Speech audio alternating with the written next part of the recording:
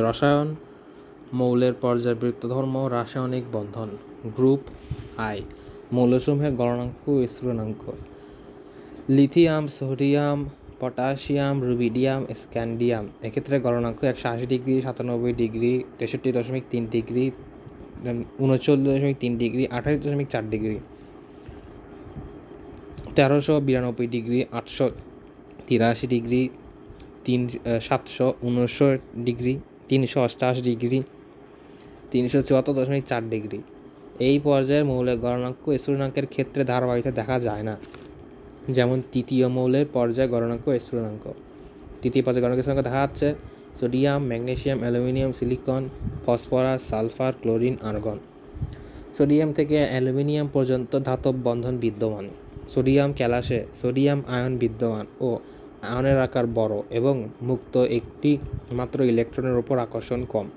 এ কারণে এই ক্যালাস গলনের জন্য খুব বেশি শক্তির প্রয়োজন হয় না, তাই এর গলনাঙ্ক কম। ম্যাগনেসিয়াম ক্যালাসের দ্বিধনাত্মক বিশিষ্ট ম্যাগনেসিয়াম 2+ আয়ন দুটির মুক্ত ইলেকট্রন থেকে অ্যালুমিনিয়াম ক্যালাসে ত্রিআধান বিশিষ্ট Al3 আয়ন ও 3টি মুক্ত ইলেকট্রন বিদ্যমান। মুক্ত ইলেকট্রনের ওপর আকর্ষণ বেশি, এ কারণে এদের ধাতব বন্ধনের দৃঢ়তা বৃদ্ধির সাথে গলনাঙ্ক স্ফুটনাঙ্ক অধিক হয়। সিলিকন ক্যালাসে অতি বৃহৎ অণু বিদ্যমান, SiSi বন্ধনের মাধ্যমে ত্রিজাল হিসেবে গঠিত। এই ক্যালাস গলনের জন্য অনেক SiSi বন্ধন ভাঙা প্রয়োজন, তাতে অনেক শক্তির প্রয়োজন। অতএব সিলিকনের গলনাঙ্ক স্ফুটনাঙ্ক অনেক বেশি। পরবর্তী মৌল ফসফরাসের রূপভেদ শ্বেত P4 অণু হিসেবে থাকে।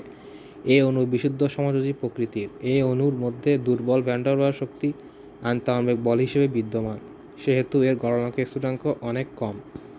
সালফার অণু S4 হিসেবে বিদ্যমান। এই মৌলের পরমাণু দ্বারা সৃষ্ট হওয়ায় সালফার অণু সমযোজী, ফলে বিভিন্ন অণুর মধ্যে দুর্বল ভ্যান ডার ওয়ালস শক্তি আন্তঃআণবিক শক্তি হিসেবে বিদ্যমান, তাই এর গলনাঙ্ক স্ফুটনাঙ্ক কম। ক্লোরিনের অণু 3 পরমাণু দ্বারা সৃষ্ট।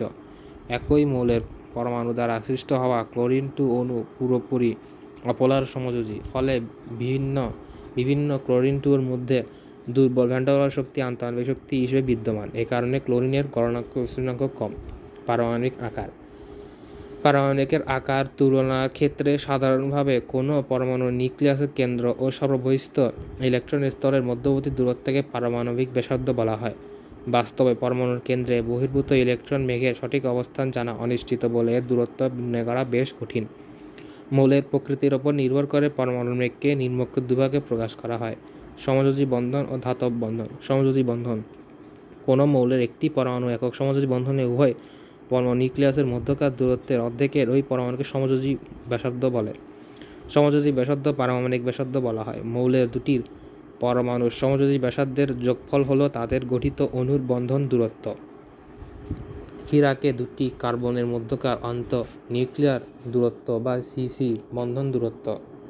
রঞ্জন রশ্মি বিবর্তিত পরীক্ষা বা এক্স-রে ডিফ্র্যাকশন অ্যানালাইসিস হতে 0.154 ন্যানোমিটার বা 194 pm বা পিকোমিটার গণনা করা হয়।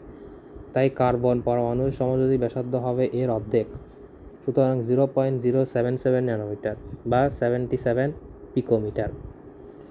ক্লোরিন অণু দুটির Cl পরমাণু নিউক্লিয়াসের দূরত্ব Cl দূরত্ব হলো 198 ppm, অর্থাৎ Cl পরমাণুর ব্যাসার্ধ হবে অর্ধেক, 99 pm। ধাতব ব্যাসার্ধ: ধাতুর ক্যালাসে পরস্পর সংলগ্ন দুটি পরমাণুর অন্তর্নিউক্লিয়ার দূরত্বের অর্ধেক ওই ধাতুর ধাতব ব্যাসার্ধ বলা হয়। ধাতব ব্যাসার্ধ সাধারণত সমযোজী ব্যাসার্ধ প্রায় 10-20% বেশি হয়। নিউক্লিয়াস ধাতুর ক্যালাসে পরস্পর সংলগ্ন দুটি Na ধাতুর মধ্যবর্তী দূরত্ব হল 372 pm, সুতরাং Na এর ধাতব ব্যাসার্ধ 372/2 অর্থাৎ 186 সমযোজী বন্ধন ধাতব বন্ধনের তুলনায় করার জন্য নিচে গ্রুপ Ai এর মূলকে সমযোজী ব্যাসার্ধ ধাতব ব্যাসার্ধ দেখানো হলো। সমযোজী ব্যাসার্ধ এবং ধাতব ব্যাসার্ধ। পর্যায়ের মৌলসমূহের পারমাণবিক আকারের সম্পর্ক। মৌলের পর্যায়ভিত্তিক ধর্ম হতে S ব্লক ও P ব্লক আদর্শ মৌলসমূহের পারমাণবিক আকার এদের আণবিক সংখ্যা বৃদ্ধির সাথে একই পর্যায়ে ক্রমশ প্রকাশ পায়।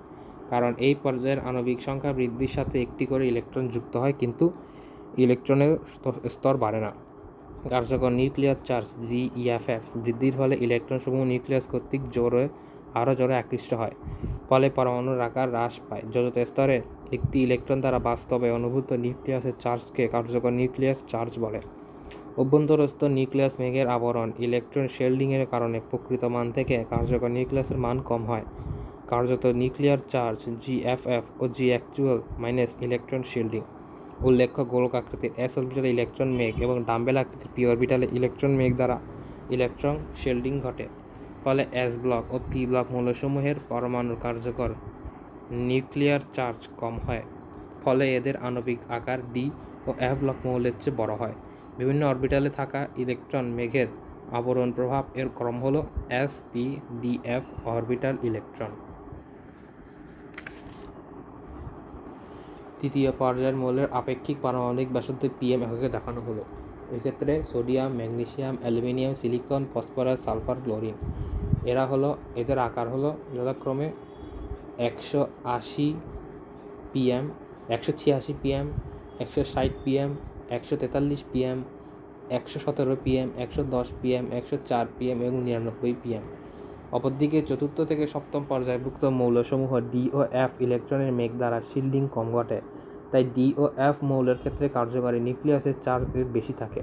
ফলে D ব্লক ও F ব্লক মৌলের আকার S ব্লক ও P ব্লক মৌলের আকারের চেয়ে ছোট হয়। গ্রুপ ভিত্তিক বিভিন্ন মৌলের পারমাণবিক আকারের সম্পর্ক। একই গ্রুপ মৌলসমূহের বেলায় নিচের দিকে পরমাণু ইলেকট্রন জন্য নতুন কক্ষপথ বা শক্তি স্তরের প্রয়োজন হয়। ফলে পারমাণবিক ব্যাসার্ধ বৃদ্ধি পায়। যেমন গ্রুপ 1-এর ক্ষেত্রে মৌলসমূহের পারমাণবিক ব্যাসার্ধের ক্রম বৃদ্ধি পায়। এক্ষেত্রে লিথিয়াম, সোডিয়াম, পটাশিয়াম, রুইডিয়াম, স্ক্যান্ডিয়ামের ক্ষেত্রে ব্যাসার্ধ 152, 186, 217, 248, 265 আয়নিক ব্যাসার্ধ। কোনো ধাতব আয়ন বা ঋণাত্মক আয়নের কেন্দ্রস্থ নিউক্লিয়াস ও এর বহিস্থ সেলে এর ইলেকট্রন মেঘের দূরত্ব ওই আয়নিক ব্যাসার্ধ বলে। এক্স-রে ডিফ্র্যাকশন পরীক্ষা দ্বারা আয়নিক যৌগের ক্যালাস রেখে থাকা গোলাকৃতি ধনাত্মক আয়ন R+ এবং ঋণাত্মক আয়ন R- উভয় আয়নের নিউক্লিয়াস দূরত্ব অংশ নিয়ে গণনা করা হয়। আয়নিক ব্যাসার্ধ pm a এবং nn দ্বারা প্রকাশ করা হয়। ধনাত্মক আয়ন বা ক্যাটায়নের ব্যাসার্ধ r, এর ব্যাসার্ধ r সব অপেক্ষা ছোট হয়, সবসময় ছোট হয়। এছাড়াও দেখা যায় ঋণাত্মক আয়নের ক্ষেত্রে আয়নের ব্যাসার্ধ r, পারমাণবিক ব্যাসার্ধ r অপেক্ষা সব ক্ষেত্রে বড় হয়। এর কারণ আয়ন গঠনকালে বহিস্থ শক্তি স্তরে এর এক বা একাধিক ইলেকট্রন যুক্ত হয়। তখন সৃষ্ট আয়নের একই শক্তি স্তরে বৃদ্ধিপ্রাপ্ত ইলেকট্রনসমূহের পারস্পরিক বিকর্ষণ মাত্রার বৃদ্ধি ঘটে এবং প্রতিটি ইলেকট্রনের উপর নিউক্লিয়াসের চার্জ আকর্ষণ মাত্রা হ্রাস ঘটে। ফলে অ্যানায়নের আকার বড় হয়। যেমন ফ্লোরিন পরমাণুর ব্যাসার্ধ r = 72 pm, কিন্তু ফ্লোরিন আয়নের ব্যাসার্ধ r = 133 pm হয়। অক্সিজেন অণুর ব্যাসার্ধ r = 73 pm, কিন্তু অক্সাইড অণুর ব্যাসার্ধ 180 pm বৃদ্ধি সহ হয়। গ্রুপ ভিত্তিক সম্পর্ক। পর্যায় সারণীর একই গ্রুপের মৌলের পারমাণবিক সংখ্যা বৃদ্ধির সাথে পরমাণুতে নতুন শক্তি যুক্ত হওয়ার কারণে পারমাণবিক ব্যাসার্ধ r যেমন বৃদ্ধি পায়, তেমনি একইভাবে সংশ্লিষ্ট আয়নের ব্যাসার্ধ r+ ও r- বৃদ্ধি পায়। নিচে এর গ্রুপ 1 ও গ্রুপ 17 এর মৌলসমূহের পারমাণবিক ব্যাসার্ধ আয়নিক ব্যাসার্ধ pm এককে দেখানো হলো। এক্ষেত্রে lithium, sodium, potassium, rubidium, scandium 152, 186, 227, 148 এবং 265। পর্যায়ভিত্তিক সম্পর্ক। একই পর্যায়ের বাম থেকে ডান দিকে মৌলসমূহ সম ইলেকট্রন যুক্ত আইসো ইলেকট্রনিক ক্যাটায়নের চার্জ বৃদ্ধির সাথে আয়নিক ব্যাসার্ধ ক্রমশ হ্রাস পায়। কিন্তু সম ইলেকট্রিক আয়নসমূহের মধ্যে প্রথম গ্রুপ 15 এবং মৌলের ত্রিযোজী ইলেকট্রনসমূহ এবং বৃদ্ধি পায় এবং ক্রমশ বৃদ্ধির চার সংখ্যা হ্রাস পায়। নিচে তৃতীয় পর্যায়ে মৌলসমূহের পারমাণবিক ব্যাসার্ধ আয়নিক ব্যাসার্ধ ppm এককে দেখানো হলো। দ্বিতীয় পর্যায় ও তৃতীয় পর্যায়ের মৌলসমূহের আণবিক সম্পর্ক। এর আগে ছকের মধ্যে আমরা দেখতে পাই আণবিক ব্যাসার্ধ সোডিয়ামের ক্ষেত্রে 102, ওই ক্ষেত্রে দেখা যাচ্ছিল pm ব্যাসার্ধ তৃতীয় পর্যায়ের। সোডিয়ামের ক্ষেত্রে পারমাণবিক ব্যাসার্ধ 186, কিন্তু সোডিয়ামের পারমাণবিক ব্যাসার্ধ 186 হলেও সোডিয়ামের আয়নের ইলেকট্রন সংখ্যা ও আয়নিক ব্যাসার্ধ 102, অর্থাৎ পারমাণবিক ব্যাসার্ধ 186, আয়নিক ব্যাসার্ধ 102। আবার বেরিলিয়ামের 72 এবং ম্যাগনেসিয়ামের 72 এবং অ্যালুমিনিয়ামের 54। দ্বিতীয় পর্যায়ের আয়নসমূহ তৃতীয় পর্যায়ের ক্যাটায়নসমূহের আইসোমেরিক ইলেকট্রন সম্পর্ক। নিয়নের ইলেকট্রন বিন্যাস নিয়ন সমান ন্যান-ট্যান এর সাথে আইসোমেরিক, অর্থাৎ সমসংখ্যক ইলেকট্রন দ্বিতীয় পর্যায়ভুক্ত অ্যানায়ন যেমন N3 N2F আয়নসমূহ এবং তৃতীয় পর্যায়ের ক্যাটায়ন যেমন সোডিয়াম ম্যাগনেসিয়াম অ্যালুমিনিয়াম আয়নসমূহের মধ্যে একটি আয়নিক ব্যাসার্ধের ক্রম সৃষ্টি সম্পর্ক রয়েছে। এই সম্পর্কের মতে কার্যকর ইলেকট্রন চার্জ প্রবাহজনিত প্রকার অ্যানায়নের আকার ক্যাটায়নের আকারের চেয়ে বড় হয়। চার্জ সংখ্যা অনুসারে আয়ন আকার সংখ্যার কয়েকটি সম্পর্ক হলো 3, 2, 1, 1, 1, 2, 3, অর্থাৎ nitrogen, oxygen, phosphorus, sodium, magnesium, aluminium. এক্ষেত্রে হালকা কালো শেড করা অংশটি ব্যাসার্ধের মানের তুলনা করো।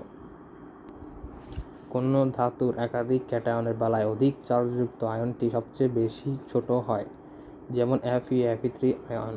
এক্ষেত্রে সংক্ষেপে জেনে নাও, ক্যাটায়নের আকার মূল পরমাণুর আকারের চেয়ে ছোট হয়, অ্যানায়নের আকার মূল পরমাণুর আকারের চেয়ে বড় হয়। একই পর্যায়ের আইসোমেরিক ক্যাটায়নের আকারে চার্জ সংখ্যা বৃদ্ধির সাথে সাথে বৃদ্ধি পায়, কিন্তু আইসোমেরিক ঋণাত্মক আয়নের আকার চার্জ সাথে সাথে হ্রাস পায়। একই ধাতুর বিভিন্ন ক্যাটায়নের আকার এদের চার্জ সংখ্যা বৃদ্ধির সাথে হ্রাস পায়, যেমন ফেরামের আকার এবং Fe3 এর আকার। এক্ষেত্রে আরও কিছু সমস্যা রয়েছে। এরপরে এর মধ্যে রয়েছে পরমাণুর যোজ্যতা, ভ্যালেন্সি অফ অ্যান অ্যাটম। একটি যৌগ গঠনে কোনো মৌলের পরমাণু অন্য মৌলের পরমাণুর সাথে যুক্ত হওয়ার ক্ষমতাকে মৌলের যোজ্যতা বলে। কোনো মৌলের অক্সিজেনের সাথে যুক্ত হওয়ার ক্ষমতাকে ওই মৌলের অক্সিজেন যোজ্যতা বলে। অপরদিকে কোনো মৌলের সর্ববিশিষ্ট ইলেকট্রন সংখ্যা যোজ্যতা নির্দেশ করে। আবার গ্রুপ 15 থেকে 17 মৌলের অণুসমূহকে H স্কেল অনুসারে কমতে থাকে এবং হাইড্রোজেন স্কেল অনুসারে বাড়তে থাকে। তৃতীয় পর্যায়ে মৌলসমূহের যৌগের যোজ্যতা নিম্নরূপ। হচ্ছে আয়নিক শক্তি। গ্যাসীয় অবস্থায় কোনো মৌলের একমল বিচ্ছিন্ন পরমাণু থেকে একটি করে ইলেকট্রন সরিয়ে এক গ্যাসীয় বিচ্ছিন্ন একমল অণু ধনাত্মক আয়নে পরিণত করতে যেই পরিমাণ শক্তির প্রয়োজন হয় তাকে ওই মৌলের আয়নীকরণ শক্তি বা বিভব শক্তি বলা হয়। এক্ষেত্রে EI দ্বারা প্রকাশ করা হয়। EI এর মান সর্বদা ধনাত্মক। সোডিয়াম সমান 496, পটাশিয়াম সমান 419, ম্যাগনেসিয়াম সমান 738 কিলো প্রত্যেকে কিলোজুল পার মোল। এক্ষেত্রে সর্বনিম্ন মান যেমন 375.7 কিলোজুল। এক্ষেত্রে CS অর্থাৎ স্ক্যান্ডিয়ামের মানটি সর্বনিম্ন এবং হিলিয়ামের মান সর্বাধিক, যেটি হলো 2372 কিলোজুল পার মোল।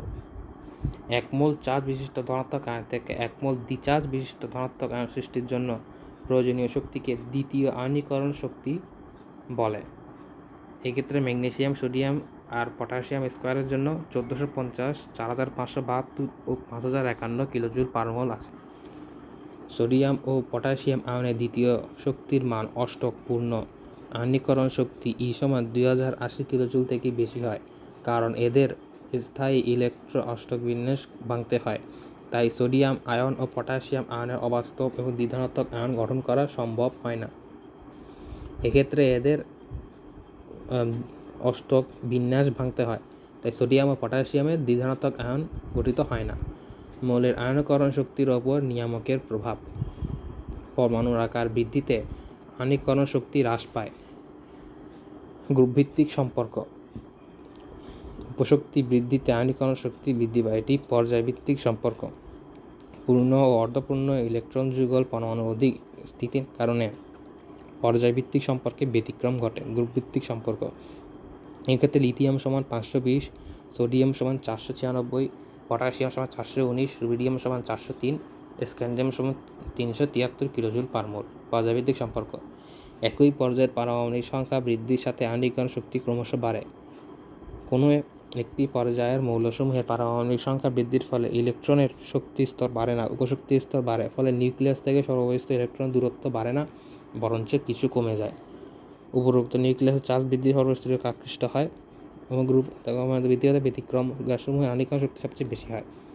অধিক স্থিতিশীল ইলেকট্রন বিন্যাসের মৌলের আয়নীকরণ শক্তির চেয়ে কম স্থিতিশীল ইলেকট্রন বিন্যাসের মৌলের আয়নীকরণ শক্তি কম হয়। এজন্য দ্বিতীয় পর্যায়ে গ্রুপ 13 B5, তৃতীয় পর্যায়ে গ্রুপ 13 Al13 এর আয়নীকরণ শক্তি ক্রমশ বৃদ্ধি না পেয়ে হঠাৎ হ্রাস পায়। অনুরূপভাবে গ্রুপ 15 এর মৌলসমূহের অর্ধপূর্ণ ইলেকট্রন বিন্যাস অধিক স্থিতিশীল হওয়া এদের আয়নীকরণ শক্তির চেয়ে পরবর্তী তৃতীয় পর্যায়ে আয়নীকরণ শক্তির মান ক্রমশ বৃদ্ধির পরিবর্তে হ্রাস পায়।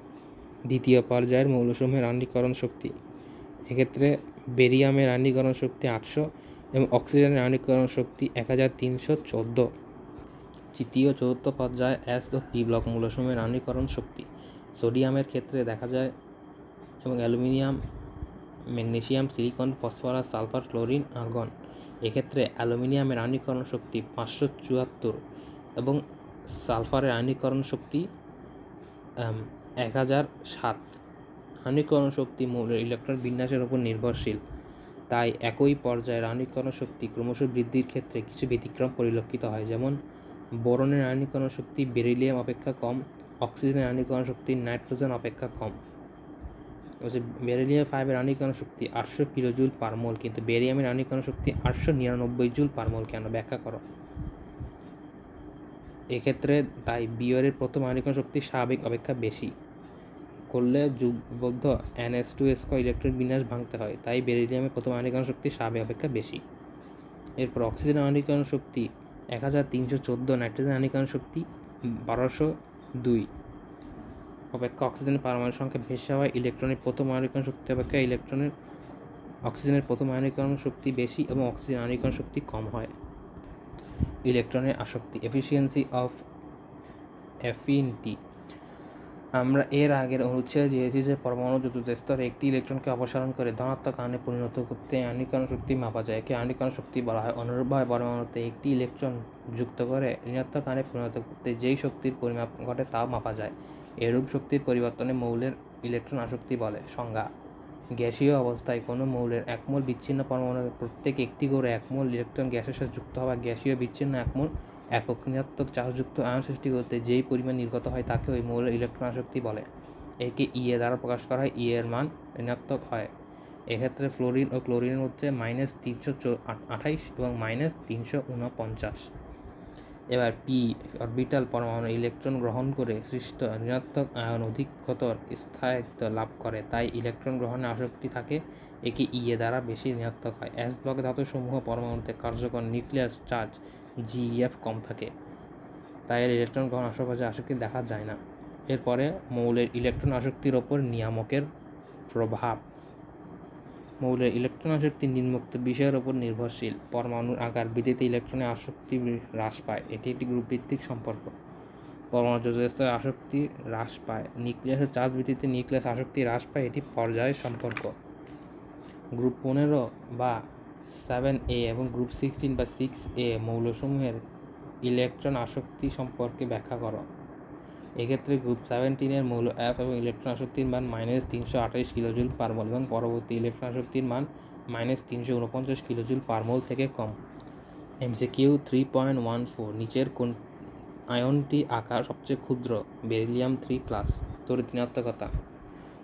সংজ্ঞা: কোনো সমযোজী যৌগের এক অণু দুটি ভিন্ন মৌলের পরমাণুর মধ্যে শেয়ারকৃত বন্ধন ইলেকট্রন যুগলকে একটি পরমাণুর দিকে আকর্ষণ করার ক্ষমতাকে ওই মৌলের তড়িৎ ঋণাত্মকতা বলে। পরমাণুর তড়িৎ ঋণাত্মকতার পার্থক্য 0.5 থেকে 1.9-এর মধ্যে হলে ওই সমযোজী পরমাণুর আংশিক ধনাত্মক চার্জ আংশিক ঋণাত্মক চার্জ যুক্ত হয়ে পোলার অণু গঠিত হয়। এক্ষেত্রে তড়িৎ ঋণাত্মকের ওপর বিভিন্ন নিয়ামকের প্রভাব। মৌলের তড়িৎ ঋণাত্মকতার ওপর বিভিন্ন নিয়ামকের প্রভাব। তড়িৎ ঋণাত্মকতা নিম্নোক্ত বিষয়ের উপর নির্ভরশীল: পরমাণুর আকার বৃদ্ধি, তড়িৎ ঋণাত্মকতা হ্রাস, এটি গ্রুপ ভিত্তিক সম্পর্ক।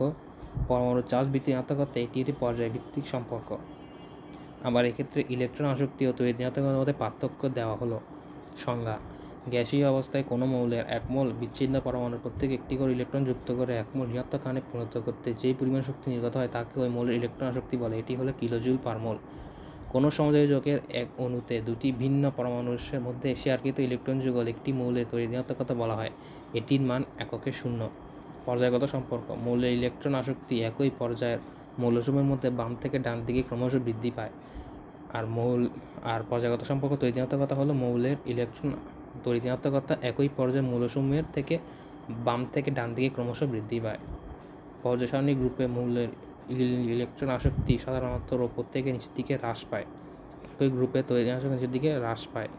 আবার ইলেকট্রন আসক্তির মান রয়েছে, যেটি হলো প্রথম ক্ষেত্রে -328 F এর জন্য, আবার অন্যদিকে হিলিয়ামে 0.0, কিন্তু এক্ষেত্রে দেখা যায় তড়িৎ ঋণাত্মকতার জন্য F এর 4 এবং নাইট্রোজেনের 3, বেরিলিয়ামের 1.5।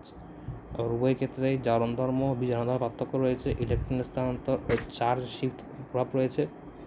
শেষ ফল এবং শেষ ফল উভয় ক্ষেত্রে দেখা যায়। প্রথম ক্ষেত্রে শেষ ফল হলো অধাতব মৌলের ইলেকট্রন আসক্তির মাত্রা ওই পরমাণুর অ্যানায়ন গঠনের প্রবণতার সম্পর্ক দেওয়ার ফলে আয়নীয় যৌগ গঠনে ওই মৌল অধিক সক্রিয় হয়। শেষ ফল সমযোজী যৌগের ক্ষেত্রে একটি পরমাণুর তৈরিহতগত পার্থক্য থেকে ওই অণু থেকে সৃষ্ট পোলারিটি সম্পর্কে ধারণা আসে, অর্থাৎ প্রথমটি সক্রিয়তা এবং দ্বিতীয়টি পোলারিটির মাত্রা সম্বন্ধে ধারণা দেয়।